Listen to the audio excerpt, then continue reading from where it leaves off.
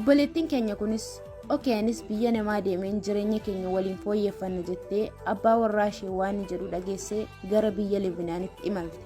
Yeroo isin si'a tokko ergitan yookaan si'a lama ergitan inni faayidaa dhuunfaarra oolchee yookaan qarshii sana balleessu lammaffaa maaliif itti erginaati?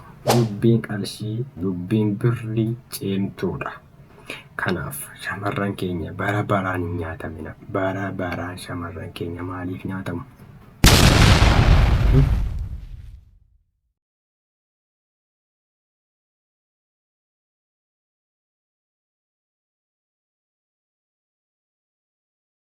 Asirratti shamarran na dhaggeeffadha. Badii tokkoffaa kan qabu shamarran. Sababi isaas maal akka ta'e tokko tokkoon adda baasin isinitti hima jechuudha. Na dhaggeeffadha sirriitti.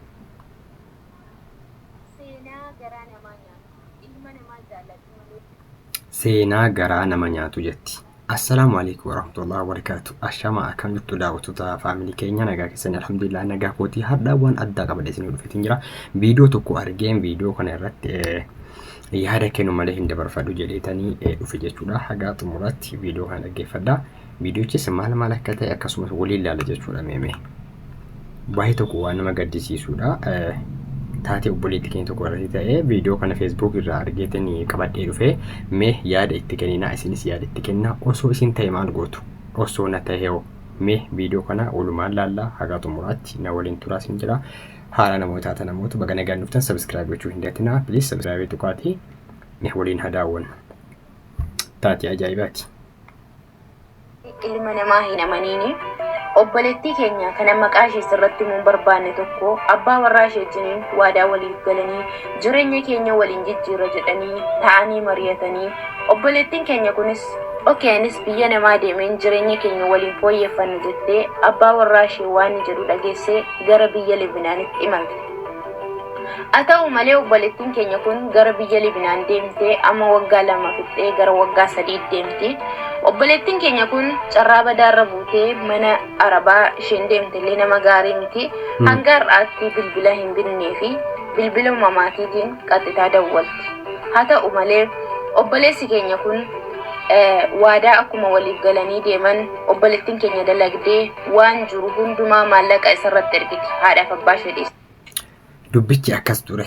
Biyyatti osoo wal jaallataa jiranii waadaa waliif galanii wal fuunaa yookaan ammoo dhaqeen biyya arabaa kana dhaqee bultii keenya jireenya keenya nuuf jijjiiraa hojjedhee bultii keenya nuuf jijjiira jedhanii walii galteedhaan isheen biyya arabaa deemte. Dhaggeeffadha yeroo isheen biyya arabaa deemte qarshii kana gara isaatti erguu jammarte. My friendidha jaalalleedha jechuudha.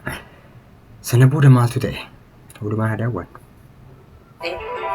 Haa ta'u malee obboleessi keenya kun maallaqa utuma irratti ergitu maallaqa ishee fuudhee jireenya isaa erga jijjiirtee booddee isheen jireenya ishee dhabdee mana namaa keessatti rakkataa jirti. Maallaqa isheen ergiteen karooraa fi kaayyoo kaleessa waadaa waliif galan diigee bultii biraa ijaarrate. Obboleettiin keenya kun waan garaa nama nyaatu torbee lama geenye maallaqa guddaa irratti ergitee turte obboleessa keenya kanarratti.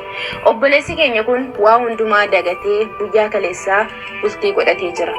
Yookaan kaayyoo ganama ittiin walii galan yookaan ammoo wal jaallatanii isheenis biyya arabaa deemte jireenya fooyyessuuf walii galteedhaan biyya arabaa deemanis egaa isheen achi geessee qarshii itti erguu jammarte qarshii isheen itti ergite sana fayyadamee inni bultii kan biraa ijaarrate yookaan haadha manaa kan biraa fuudhee jechuudha. Bataam yaasazinaadha. Baay'ee nama gaddisiisa kun. Ilmi dhiiraa inama namu jechuun dhugaadha. Dhiifama nuu godhaati warri nagaan ilmi dhiiraa inama namu nama amanuun baay'ee rakkisaa ta'ee jira. Mee walumaan haa dhaggeeffannu. Viidiyoon kun hedduu tokko gara nama nyaata dhugaa dubbachuudhaaf. Dhiira gadhee jechuun dhiira akkasiiti. Dhaggeeffannee haa xumurru. Obboleettii keenya kanatti himne lubbuu ishee balleessiti jennee sodaannee jirra. Akka yaada keessaniitti koomentii jalatti maal goona nuuf himaa warri koo. Osoo isin ta'e maal gootu? Isheen daladdee qarshii kana itti ergite qarshii kana hundayyuu faayidaa dhuunfaarra oolfateera jechuudha inni. Baay'ee tokko nama gaddisiisa. Sila akka nama bultii tokko waliin ijaarrannaa bultii keenya waliin jijjiira yookaan ammoo jiruu keenya nu fooyyessa jetteeti kan isin mana arabaa deemte jechuudha. Inni hammoo qarshii sana irraa fuudheetu faayidaa isaarra oolchee bultii kan biraa ijaarrate. Asirratti waan isin himu tokko jira. Daawwattoota keenya kabajamoo obsaan dhaggeeffadha. Asirratti shaamarran of eeggannoo godhaa. Dhiira hin amaninaa. Keessattuu dhiira Itoophiyaa keessa jiru, dhiira jireenya ofiifuu harkaa baddee jiruun ol badee gabbade zimmi jettanii qarshii itti hin ergina. Sinifanii maanatu biyya keessa jira miti jechuudha. Natu beeka waa'ee dhiira biyya keessa jiru. Amxaadhala kenni qofa dhiirri biyya keessa kenni qofiteedha malee ati fayyadamii yookaan ammoo waan guddaa tokko si buusa nam jiru hin jiru haadhaaf abbaa dabalate jechuudha. Kanaaf asirratti wanta inni dhaamu gabaabumatti warri sichi deemtanis warri deemtanii ala jirtanis yoo akaawuntii qabaattan akaawuntii keessa galfadhaa qarshii keessan waan tokko wanti isin nama wanti buutan hin jiru.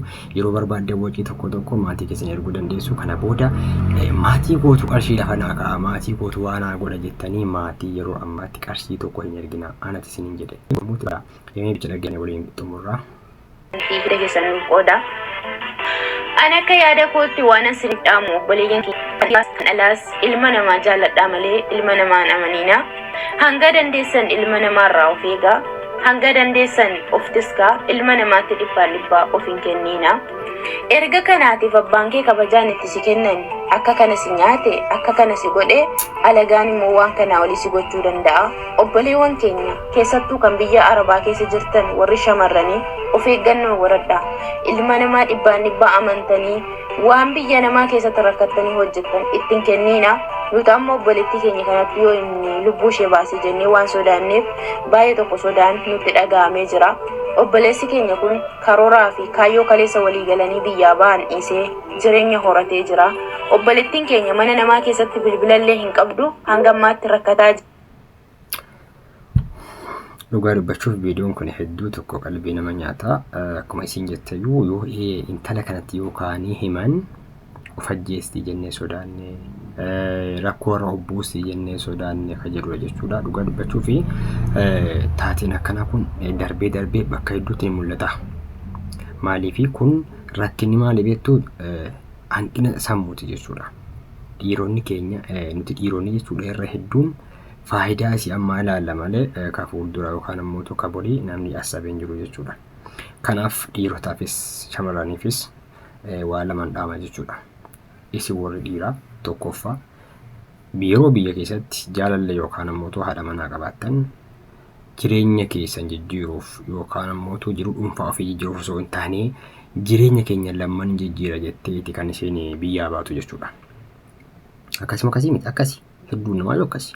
Jireenya gadadoo keessaa dhaqee mana nuuf ijaaree waan kana godhee mana keessatti qodaanuu bitee waan tokko nu guutaa akka jiru akka jetteeti kan isheen biyyaa baatu jechuudha. Dhiironni hedduunoo kaayyoo kana dagatanii ishee yeroo deemtee qarshii itti ergiti asii kan dhalaa biraa wajjiniin dhalaa kan biraa wajjiniin jiraatu meeqatu jira. Qarshii isin ittiin ergutuun ittiin qaamaa ittiin tuutaa dabalata ammoo dhalaa kan biraa waliin jiraata. Subhanallah. Dhiirota keenya rabbi sodaadha. Haadha manaa keessa yookaan jaalallee keessan biyya alaatti ergitanii kaatanii asiitti akkamitti garaadhuma kamiin dhalaa kan biraa waliin jiraattu. Sanuu qarshii isiitu erga. Qarshii isin ergituun isin asii ittiin akka barbaadan taatu. Rabbi sodaadha. Kanaaf asirratti shamarranii himuu hin danda'amu warri shamarranii jechuudha. Hin amanina.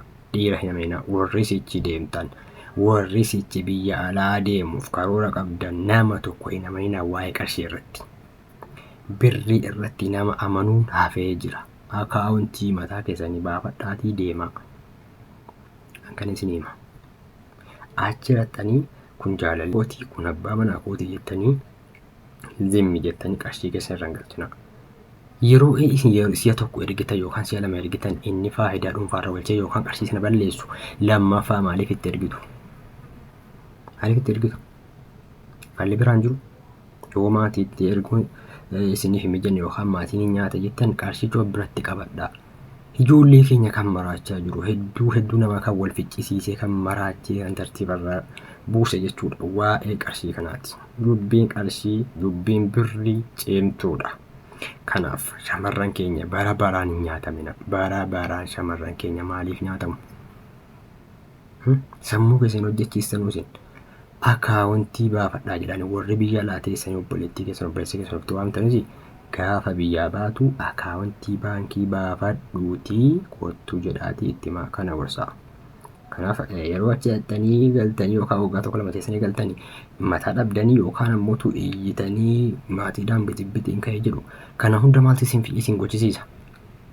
Itti yaadaatii akaawuntii dhuunfaa keessanii baafadhaatii qarshii keessatti achirra galfadhaa wanti isin maatiidhaan wal geessan jiru jechuudha. Isinii galee kanas daawwattoota keenya kabajamoo viidiyoo kanarraa yaadni kan qoyoo isinitti tole yaada keessan komentii irratti naa kaa'aa. Anan gabaabumatti information akkasii waan hin qabuuf irraa amma tokko dubbadhe jechuudha.